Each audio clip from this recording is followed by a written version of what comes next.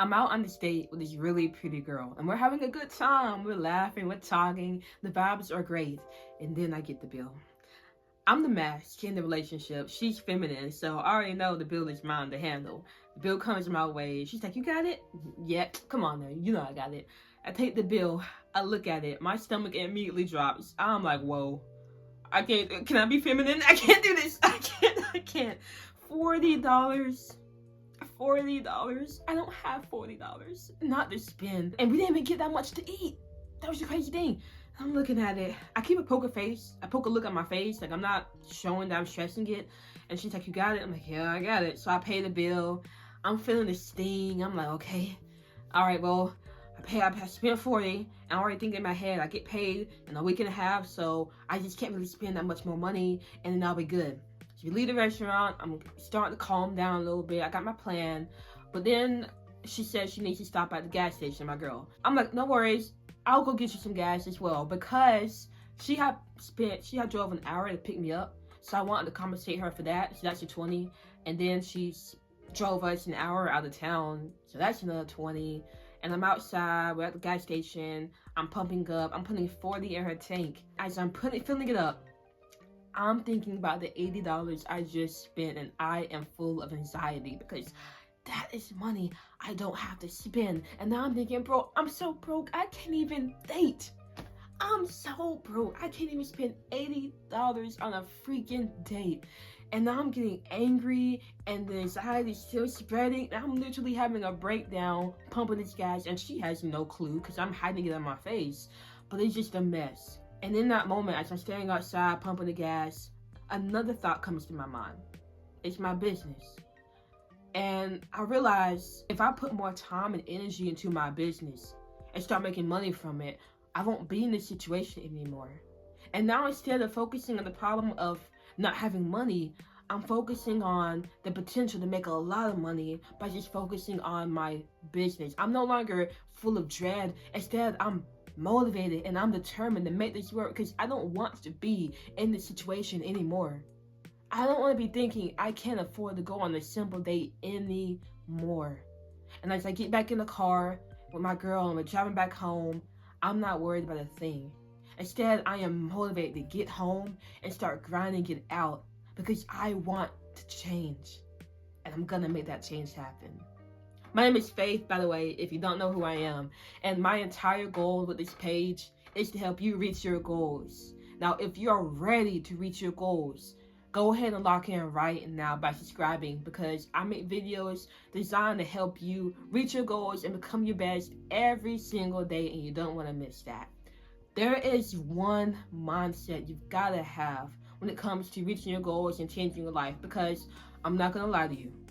You are going to face so many problems. You are going to face so many challenges that will make you feel like complete crap. And if you don't have the right mindset to handle that, then you will be like every other person who has great dreams and goals but never reaches them because they fall off from the pressure. They fall off from the pain it takes to reach that success. So I don't want that to happen to you. I'm going to give you a mindset right now that will keep you in the game for as long as it takes to reach your goals. Years ago, I'm sitting outside in my car at Walmart. It is 10 p.m.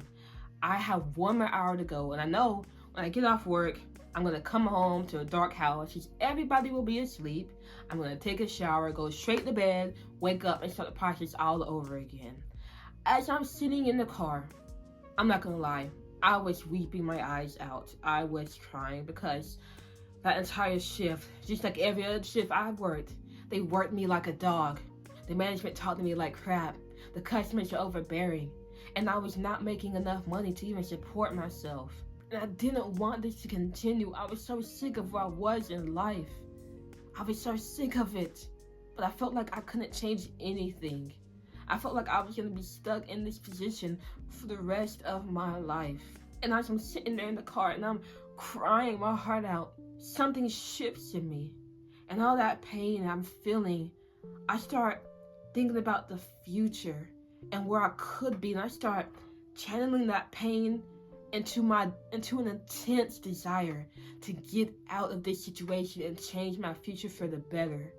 And slowly the tears, they start drying up, And I sit up straighter, and a look of determinism comes across my face. I'm thinking, you know what? I'm not gonna be here anymore. I'm going to get out. I'm going to do whatever it takes to change. And I did. I got out of that situation. I got somewhere a lot better. And that's the same thing you're gonna have to do. When problems and challenges are coming at you, they feel insurmountable. The pressure is coming down. You feel like you can't breathe. You have to use that pain as fuel to get out. I know you may feel stagnant in life right now. You may feel like you're in this low position. You may feel anger and pain because you're not where you want to be at, and you know you can be somewhere different. Use that pain as constructive energy. You can do this because you have greatness, and you have the voice of ambition inside of you that will pull you forward in ways you never thought it could. But you have to allow it to do that by fueling that voice from the pain you may be feeling.